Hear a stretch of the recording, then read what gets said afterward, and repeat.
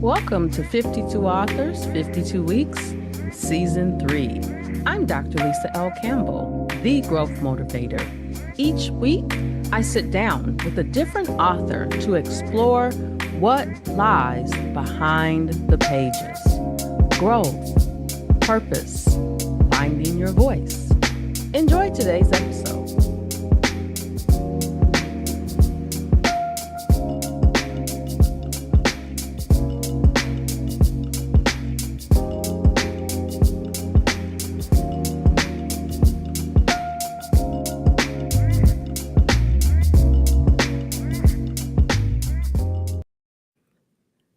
Hello, everyone. Welcome back to another amazing episode of 52 Authors, 52 Weeks with me, your host, Dr. Lisa L. Campbell, the Growth Motivator. And you probably have noticed that I'm not on camera today, and neither is my guest. And one of the reasons is for safety purposes of my guests. They will not be on camera. And so I decided, hey, 52 authors, 52 weeks, year 3, let's do something new. And for this episode, I'm not on camera either. But my guest author today, Mia Hanks, is the author of Bride Made, a memoir, which really looks at the life of a narcissistic abuse victim. Welcome to the show, Mia. Thank you for having me. So please tell our listening, viewing audience, just a few things about you, and then we will talk a little bit about the book. Yeah, so I'm Mia Hanks, and basically, I was married to a covert narcissist for 29 years. And about 3 years ago or so, I finally unwound from that situation and got myself out and got free of that abuse that was really dominating my life, and decided to write a memoir about it. And so, yeah, I'm figuring out life day by day, and it's pretty exciting. Awesome. So first off, thank you for being vulnerable enough to share what you went through because you aren't the first person that has experienced this, and unfortunately won't be the last. But I think that the way that we spread the word that is happening is through books, through podcasts, so that we're all educated about what's happening to people. So in the book, Bride Made, I'm always amazed at topics or the titles that people come up with for their books. It just fascinates me. But Yeah. you take us through nearly 3 decades of life with a covert narcissist. What made you decide that now was the time to share, honestly, these deeply personal experiences in the form of these short stories? Well, when I was going through my divorce, and really understanding that what I had been dealing with was narcissism, it took me many, many years to piece that together. I wanted to learn everything I could about this. What makes someone a narcissist, and what is this all about? And I was just blown away by how many people I was finding that had experienced these types of things, and had, that narcissism was such an epidemic. And I was just trying to get my hands on everything I could find. And really, everything out there seemed to be written by either a psychologist or a therapist. And great information. It was really great, but it was also very academic. And what I was really seeking was a firsthand account. I want to read about somebody who's been through this. I want to know what it looks like. How somebody else would perceive this, and I just couldn't find it out there. And so, yeah, after my divorce was final, I thought, maybe a memoir would be something that other people could, could be helpful to other people. So that's really how it came to be. Wow. In the book, you quote Shakespeare by saying, "There's nothing more confining than the prison that we don't know we're in." Yeah. And I find that statement so overwhelming, not in a bad way, Yeah. but in a way that is so many of us that are confined to things that we don't realize. One of the things I like to say to people, 3 years ago, I quit my full-time job. And I quit because I was allowing myself to be held hostage by Mm. salary and benefits. Hmm. And people say, "That's a really strong word." I allowed myself to be held hostage. And when I sat down to really explore why I was allowing that, initially, I didn't realize I was in it. Yeah. You really don't. You become complacent, I guess, or you just feel like you're trading something to feel secure. But what you're trading is, maybe not something you should be trading. So yeah, I totally get that. Oh my gosh. So when my next book that's coming out next year, I'm gonna explore that as one area of things that holds us back from really growing, right? Life is Yeah. meant to be lived and not held hostage. And I know that word is so strong, but it's just the way I feel today. I'm free. Yes. Yes. I'm so free, and it's like I tell people all the time, I have this level of peace that you can't pay for. You can't buy that. That's right. Yeah, I feel exactly the same way. Different circumstance, but definitely you can't put a price on your personal peace. So I, yeah, definitely understand that. So many people don't understand how subtle, manipulative, covert narcissism can be. So, from your own journey, what early signs of narcissistic personality disorder or coercive control do you wish you would have recognized sooner?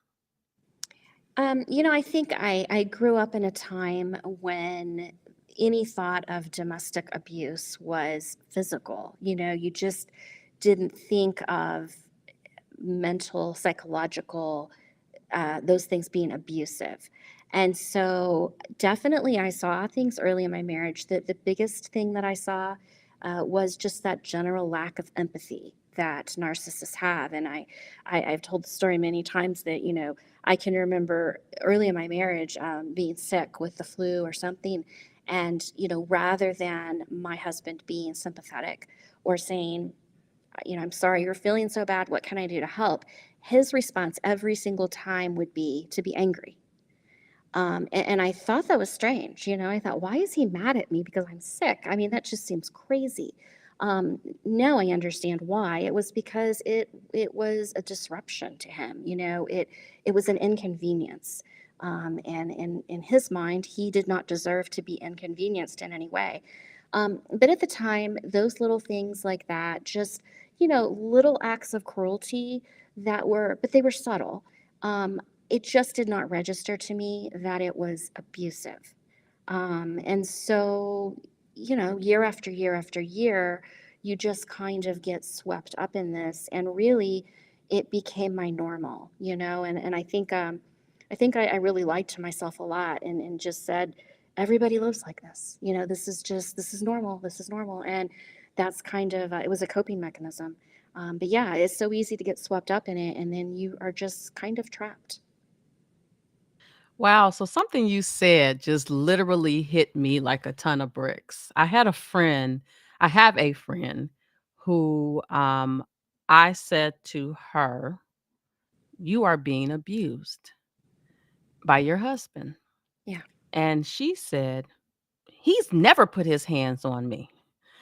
And I said, he's never physically touched you, but every time we're on the phone, he is exhibiting different forms of abuse against you. And it didn't matter you were on the phone and I heard it. He just he just did what he did on a regular basis. Yeah. And it got so bad to the extent that it went from happening on the phone to then happening when I was in public with them. Right. Well, you know, they like to isolate their victims. So, I mean, being on the phone with a friend, to them, that's a perceived threat, because hey, somebody else out there might clue them in. You might clue your friend in and say, hey, I don't think this is right. Well, these narcissistic people, they don't want anyone to invade that space. Or plant any ideas that maybe there's abuse happening. So yeah, I mean, I'm not surprised, like being on the phone and being with friends, they don't like that. It's a form of control. Yeah, for sure. So, um, you you talk about as someone living inside of this experience, sometimes it was difficult to articulate.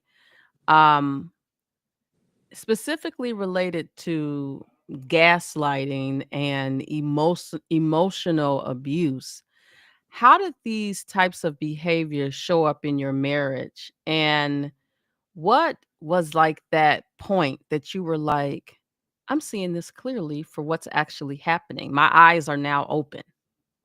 Yeah, I didn't even know the meaning of the term gaslighting until really the end of my marriage, when I was researching all of this. But a lot of people believe that gaslighting is synonymous with lying. It's really not. It's more about changing the narrative, and it's a very subtle way that the narcissist gets control over you and kind of makes you think you're crazy.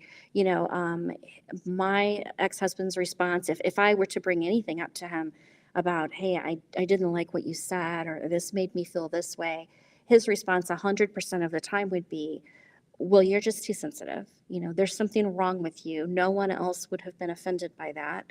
You didn't hear it correctly. You misinterpreted it, and so on. And after a while, you start thinking, well, I guess I'm too sensitive. I guess there is something wrong with me, and you internalize that. So that's what I did for a long, long, long time. What the breaking point for me was really, there were several things, but primarily I think my physical health. I was on a decline. I was having stomach aches, headaches, panic attacks, chronic pain. And it really and it was due to the stress, the fight or flight and constant. And I really just reached a point where I said, I don't think this is sustainable anymore. I don't think I can survive this anymore. And so that was, one of the kind of nudges that I needed to wake up and say, this is not right, and I need to get out. Wow, something you just said really just sparked something inside of me. So I'm in healthcare leadership, Uh-huh. and I purchased a book called Medical Gaslighting. It's like a real book, right? Interesting. Yes, and I was having a conversation with someone and I mentioned that word and they're like, "Oh, that's not a thing." And so I started to explain to them that medical gaslighting is when the physician or provider that you're seeing makes you feel unheard, Mm-hmm. unimportant, unwelcome, to the extent where the patient starts to even question, am I really feeling what I'm telling them that I'm feeling? Yeah. And so that behavior results in the provider not responding to questions that they've, been asked, um telling you you're the reason for why you're having that problem, Yeah. Yeah. talk over the person, demean them, tell them, "Oh, you don't need to get a second opinion. What I've told you is it." Yeah, yeah, I that's so I mean, yeah, in a different sort of in on a different topic, in a different setting, yeah, it's just the same thing. You're making somebody question their own reality, and their own decision making and their own thought process. So here's the funny thing, Mia. We talked about gaslighting in marriage. We talked about gaslighting in the medical field. But that job that I told you Mhm. that I was held hostage by, afterwards I realized that I was dealing with a narcissistic boss. Oh, okay. And so I had been there for 15 years. So year 14 she shows up.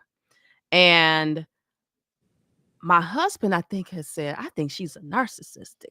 I'm not narcissist. I'm like, "What are you talking about?" Like, I Yeah, had heard that word, but I hadn't right. really explored it, and when Yes. I reflect on it, now I'm thinking I might need to write a book about that, what to do when you dealing with a narcissistic boss. Yeah, Um, narcissism in the workplace, it's a thing, yes, and I've read about that. Yeah. and you know what? That's one of the things that I really love about not only this podcast, but just being a reader in general. Back in the day when I was in my 20s, I used to read the romance novels. Mhm. But as I've matured into the menopause years, I'm reading all types of books related to um, our overall health, whether Yeah. it's mental, physical, emotional. And so there's this book that I read called The Body Keeps the Score. Oh, I know that book, yes. Yes. I think when you equip yourself with that type of knowledge, it could help you navigate situations because you have tools, right? But, Yeah. some narcissistic folks are so good at what they do. Um, the tools you have may not help because you're in so deep. That's very, very true. Yeah. I mean, they are good. They are good at what they do, and oftentimes they are pretty smart. So, definitely that you've got that working against you. So, in general, going through a divorce can be traumatic, but divorcing from someone who is a narcissist has its own set of challenges. What were some of the obstacles you faced during that process, and how did you navigate them safely? Yeah, it is a whole different ball game. It really is. When I initially left, my ex husband tried with all his might to get me to come back. And he was very sweet and very nice and made all these promises, and he was going to be such a great guy. I knew that was all a lie, and it was just love bombing. He really, I don't know that he wanted me to come back so much as he wanted to protect his image. And so the point at which he realized I was not coming back, all of that kindness and being nice, it was like a light switch just flipped off. He went from being acting like a somewhat decent human being all the way to um, absolutely. I mean, his ultimate goal was to try to leave me homeless. And it was such a drastic. Like, how can you go from being you know, reasonably nice and whatever to, I hope you are living under a bridge. It was crazy. He was absolutely ruthless. And it was shocking to me. I was not prepared for that. I thought we were going to, like the average divorcing couple, it would be somewhat amicable. I mean, obviously it's not going to be a nice process, but I thought it would be amicable. I thought that it would be fair. We would split our assets and everybody would go their own way, and that's not how it works at all. So, yeah, there were a lot of hurdles to get around. He, hiding money, basically trying to leave me with nothing, hiring all kinds of expensive lawyers and just trying to basically outsmart me. So it was very difficult. And of course, when you leave a narcissist, that is a very volatile time too. They don't take no for an answer. And when they feel discarded, that's when they can be dangerous. So, yeah, I mean, there definitely were. there was some fear involved in that whole process. But I made it out, and it was not easy. Wow, well, I'm so happy you made it out. I'm so happy you made it out, and I hope that this story can be told for years after you're no longer here. I Um, hope so. Yeah. and it reminds me. So this is something else. I don't watch a lot of TV, but occasionally I will watch a Lifetime movie. Hmm. And I recall, and I don't know the name of the movie, but I recall that there was a man that was a narcissist, who had a lot of influence and money, Yes. and used that as leverage over their wife's head.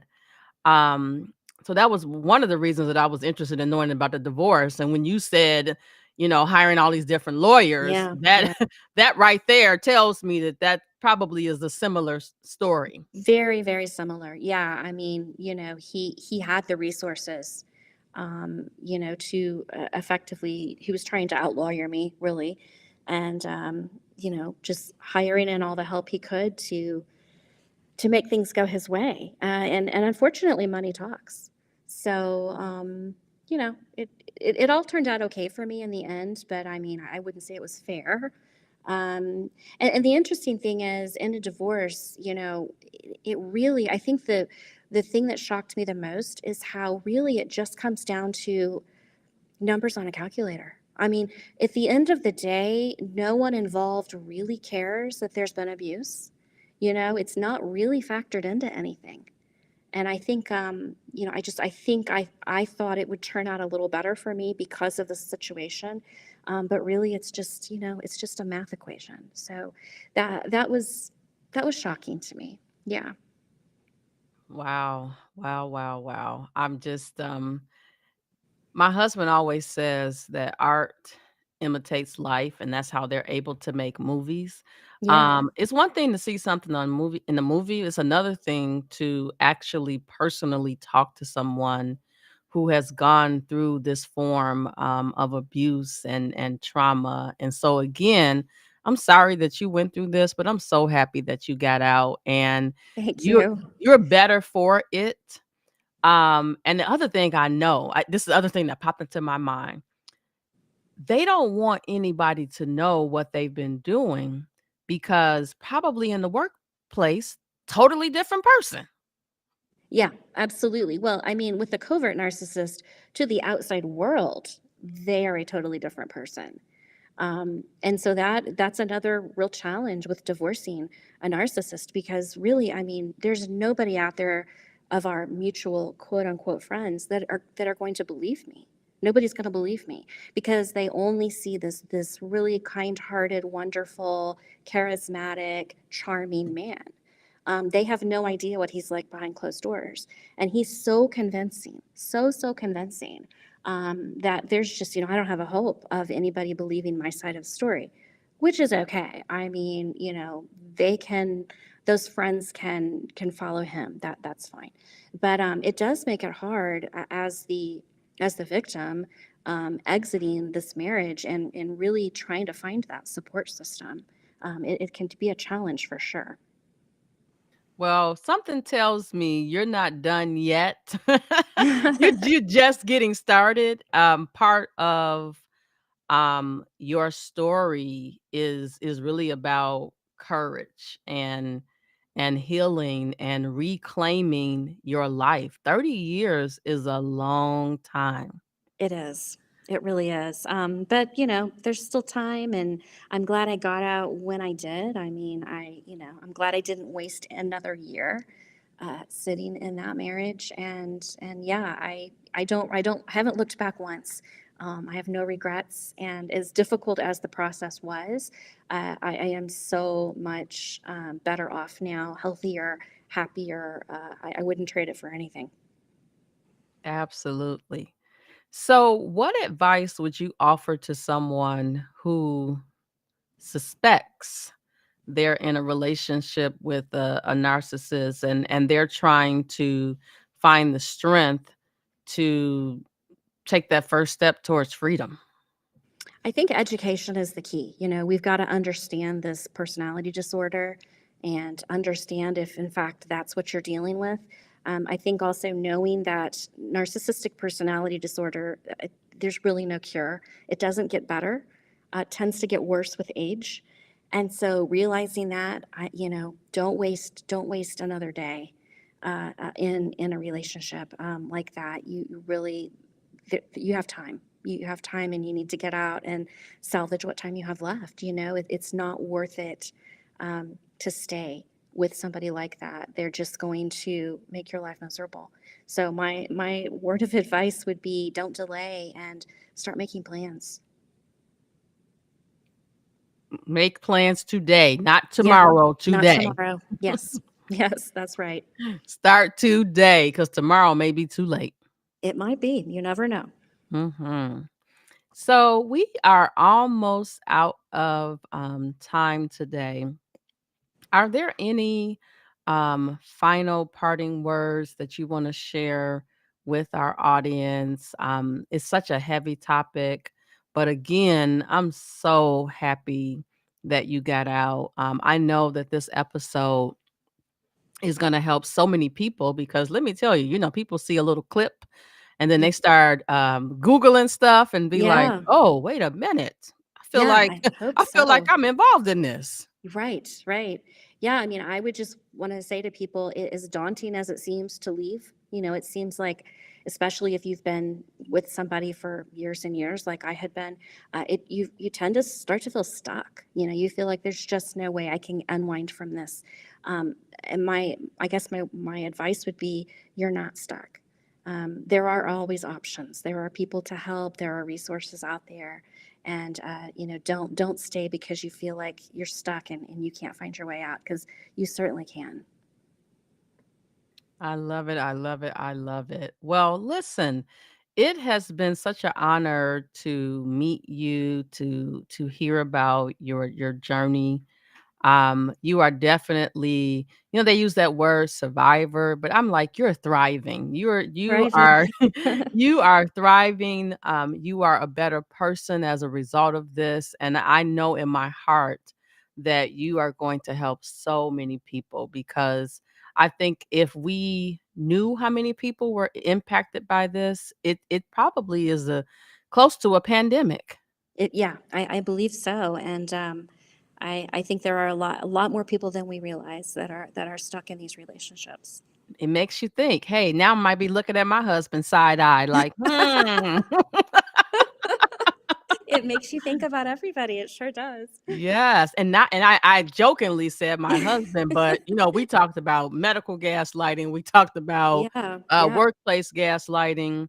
And I don't know if I didn't hear that word earlier in my life, but it seems like the last couple of decades, that word, you hear it more and more. You really do, and it's kind of overused. But yeah, it definitely has gotten to be a popular concept. Sure has, and it's definitely not going away. No, Mm-mm, unfortunately, it's not. mm-mm. All right, everyone. Well, thank you so much for listening to another amazing episode of 52 Authors, 52 Weeks. We will see you next time. Thank you so much. You've just experienced another conversation from 52 Authors, 52 Weeks, Season 3. The conversation may pause here, but the growth continues. I'm Dr. Lisa L. Campbell, the Growth Motivator, and I'll see you next week.